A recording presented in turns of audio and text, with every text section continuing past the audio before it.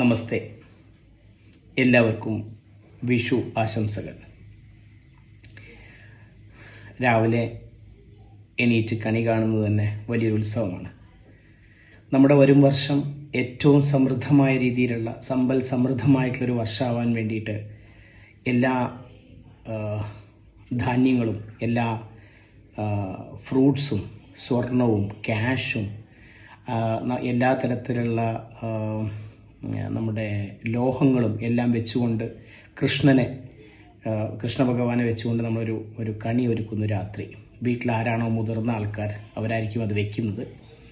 രാവിലെ ആ നിശ്ചിത സമയത്ത് നമ്മൾ എണീറ്റ് ആ കണി കാണുമ്പോൾ നമ്മുടെ ഒരു വർഷത്തേക്കുള്ള തുടക്കം, നമ്മുടെ കണ്ണുകൾ തുറക്കുന്നത് ഇത്രയും സമൃദ്ധമായ ഒരു കാഴ്ചയിലാവട്ടെ. ഇതുപോലെ നമ്മുടെ വർഷം ഏറ്റവും നല്ല സമൃദ്ധമായിട്ടുള്ളൊരു വർഷമാവട്ടെ എന്നുള്ളതാണ് ഈ കണി കാണലിൻ്റെ ഐതിഹ്യം എന്ന് പറയുന്നത്, അല്ലെങ്കിൽ വിശ്വാസം എന്ന് പറയുന്നത്. അത് കണ്ടതിന് ശേഷം നമ്മൾ പടക്കം പൊട്ടിക്കുന്നു, അല്ലെങ്കിൽ തലേ ദിവസം രാത്രി നമ്മൾ പടക്കം പൊട്ടിക്കുന്നു. അതിനുശേഷമുള്ള ഏറ്റവും വലിയ ഉത്സവം എന്ന് പറഞ്ഞു കഴിഞ്ഞാൽ നമ്മളുടെ സദ്യ ഒരുക്കലും, അതോടൊപ്പം നമ്മൾ ചെറിയ പ്രായത്തിലുള്ള ആൾക്കാർക്ക്, മുതിർന്നവർക്ക് കൊടുക്കുന്ന കൈനീട്ടമാണ്. ഒരു വലിയ ആഘോഷം, സമൃദ്ധിയുടെ, സന്തോഷത്തിൻ്റെ, സമൃദ്ധിയുടെ എല്ലാം ആഘോഷമായിട്ടാണ് നമ്മൾ ഈ വിഷു ആഘോഷിക്കുന്നത്.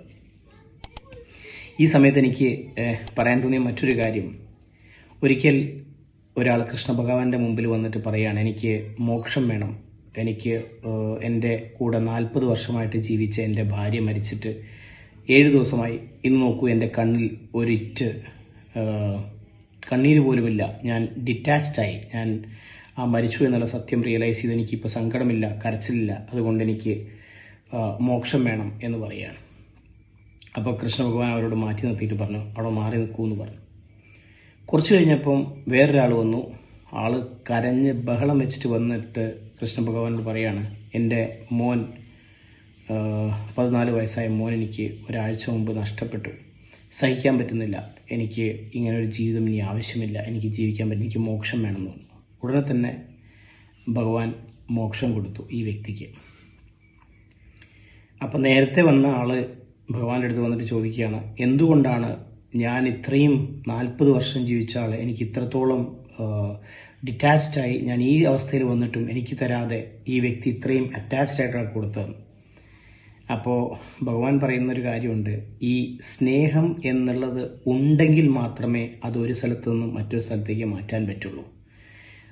നിങ്ങൾ ഓൾറെഡി ഡിറ്റാച്ച്ഡ് ആയിട്ട് ആ സ്നേഹം എന്നുള്ള ഫീലിംഗ് ഇല്ലാതെയാണ് എൻ്റെ മുമ്പിൽ വന്നത്. അപ്പം ഞാൻ ചിന്തിക്കുകയായിരുന്നു, എങ്ങനെയാണ് എന്നിലേക്ക് നിങ്ങൾക്ക് മോക്ഷം തരാൻ പറ്റുക. രണ്ടാമത് വന്ന ആൾ അതിയായ സ്നേഹത്തോടു കൂടി ആ സങ്കടവും വിഷമവും ക്യാരി ചെയ്ത് വന്നതുകൊണ്ട് ആ മകനോടുള്ള സ്നേഹം നേരെ എന്നിലേക്ക് മാറ്റാൻ മാത്രമേ എനിക്ക് പ്രയത്നിക്കേണ്ടതുള്ളൂ, അത് വളരെ ഈസിയാണെന്നുള്ളത്. ഇതിൽ നിന്ന് നമുക്ക് മനസ്സിലാക്കേണ്ട ഒരു പാഠം എന്താണെന്ന് വെച്ച് കഴിഞ്ഞാൽ, നമുക്ക് സ്നേഹം എന്നത് ഉള്ളിലുണ്ടെങ്കിൽ മാത്രമേ അതൊരു സ്ഥലത്ത് നിന്നും മറ്റൊരു സ്ഥലത്തേക്ക് മാറ്റാൻ പറ്റുള്ളൂ. നമ്മളെ നന്മയിലേക്ക് നയിക്കണമെങ്കിൽ, നമ്മളെ നല്ലതിലേക്ക് നയിക്കണമെങ്കിൽ, നമ്മൾ ഒരു സ്ഥലത്ത് നിന്നുള്ള മോശം സ്ഥലത്ത് നിന്ന് നല്ലൊരു സ്ഥലത്തേക്ക് നമുക്ക് പ്രയാണം ചെയ്യണമെങ്കിൽ സ്നേഹമെന്ന് പറഞ്ഞിട്ടുള്ള ആ ഭവ്യമായ, ആ പവിത്രമായിട്ടുള്ള ഫീലിംഗ് നമ്മുടെ ഉള്ളിലുണ്ടാവണം. എങ്കിൽ മാത്രമേ ദൈവത്തിന് പോലും നമ്മളൊരു സ്ഥലത്തു നിന്ന് മറ്റൊരു സ്ഥലത്തേക്ക് അത് മാറ്റി നമ്മൾ നന്നാക്കാൻ സാധിക്കുള്ളൂ.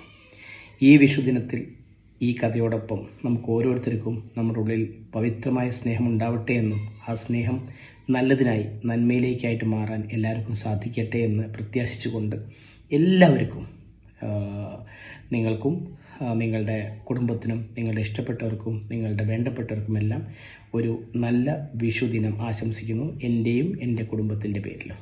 Thank you so